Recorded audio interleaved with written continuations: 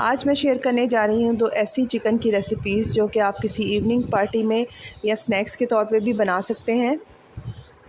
अस्सलाम वालेकुम, welcome to Muslims kitchen. Start करते हैं सबसे पहले चिकन स्लाइडर की रेसिपी जो कि बहुत झटपट बनती है।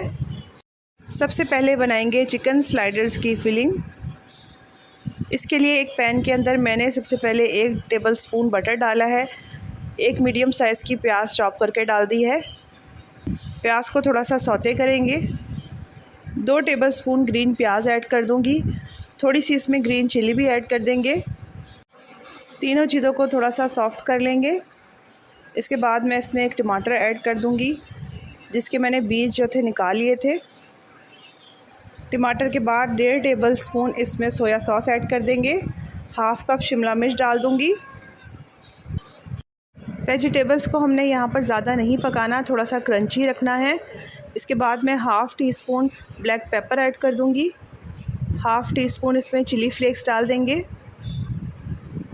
क्योंकि स्लाइडर का जो सारा टेस्ट होता है वो उसकी फिलिंग पर ही डिपेंड करता है। अगर फिलिंग अच्छी होगी तो स्लाइडर बहुत मज़े के बनते हैं। यहाँ पर मैं थोड़ा सा नमक भी ऐड कर रही हूँ। हाफ़ टी स्पून सिरका भी ऐड कर दूँगी। हाफ़ टी स्पून पेपरिका डाल देंगे। इसके बाद 4 टेबलस्पून केचप डाल देंगे। आपने देखा कि हर चीज़ मैंने अलग अलग करके डाली है, एक साथ नहीं डाली, तो आपने भी इसी तरीके से डालना है अगर आप अच्छा टेस्ट चाहते हैं। सबसे एंड में मैं श्रेड किया हुआ चिकन डाल दूँगी जिसको मैंने पहले बॉईल कर लिया था ब्लैक पेपर थोड़ी सी और नमक डालकर। 1 से 2 मिनट पकाने के बाद हमारी फिलिंग जो है वो रेडी हो चुकी है। चिकन स्लाइडर बनाने के लिए यहाँ पर ज़रूरत पड़ेगी बर्गर्स बन की। बन को हम सेंटर में से कट कर लेंगे। एक साइड के ऊपर हम टमाटर केचप लगाएंगे और दूसरी साइड के ऊपर मायो लगाएंगे। आप अपनी मर्ज़ी से कोई भी सॉस ऐड कर सकते हैं।